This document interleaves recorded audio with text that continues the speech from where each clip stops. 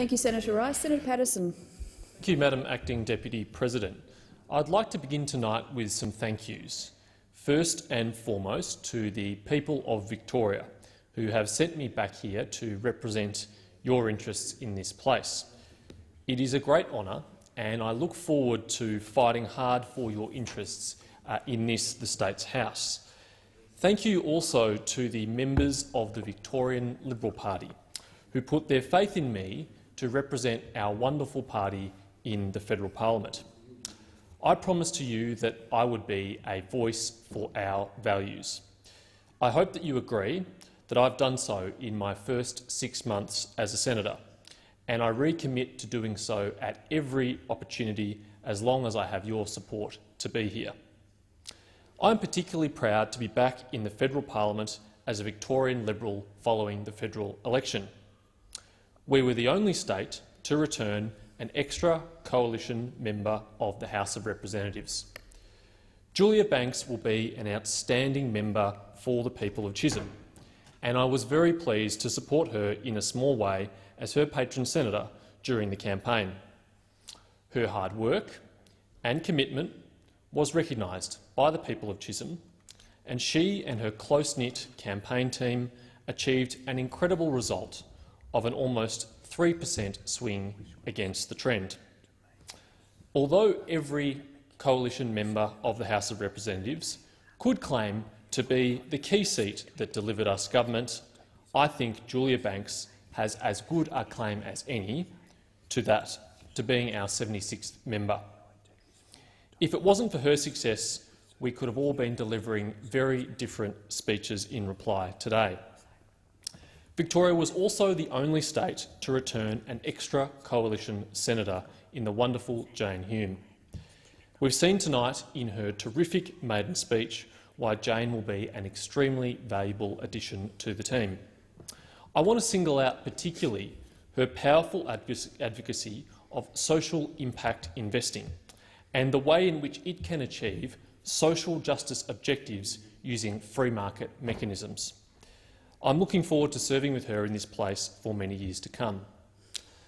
Victoria can also boast impressive, young, energetic new talent with our new Liberal colleagues Chris Cruther, the member for Dunkley, and Tim Wilson, the member for Goldstein.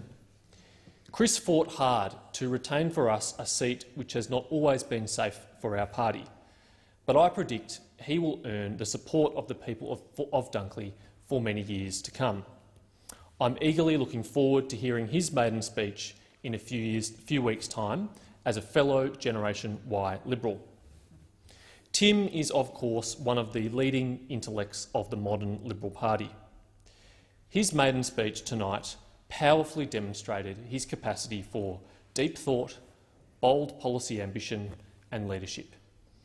Tim offered an optimistic and forward-looking vision of liberalism that is not just morally right, but has the capacity to earn widespread support in our community.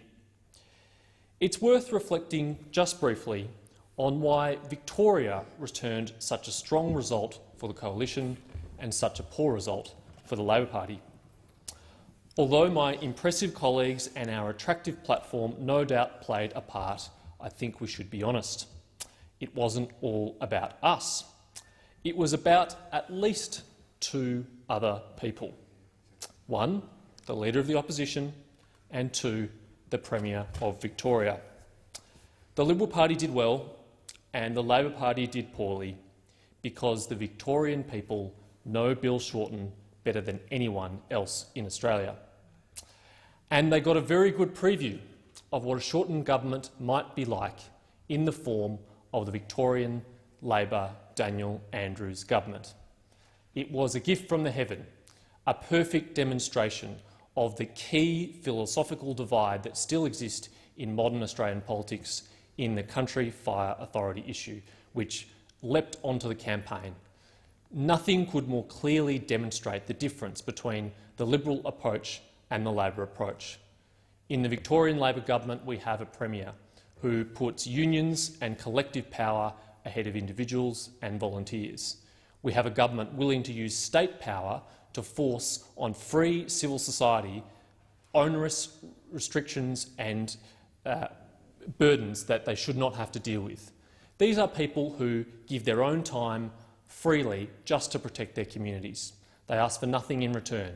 They give up their weekends, they give up their evenings. They spend time away from their families because it's important to them to contribute to their community by protecting it. But Daniel Andrews owed a debt to the union movement, and it had to be delivered at any cost, even at the expense of volunteers.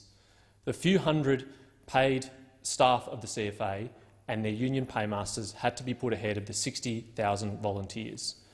The Victorian people have sent a very clear message to us here in Federal Parliament, but also to Spring Street in Victoria. They don't want to see governments gang up on volunteers. They don't want to see organisations like the CFA disrespected. They want to see their contribution valued, supported and respected.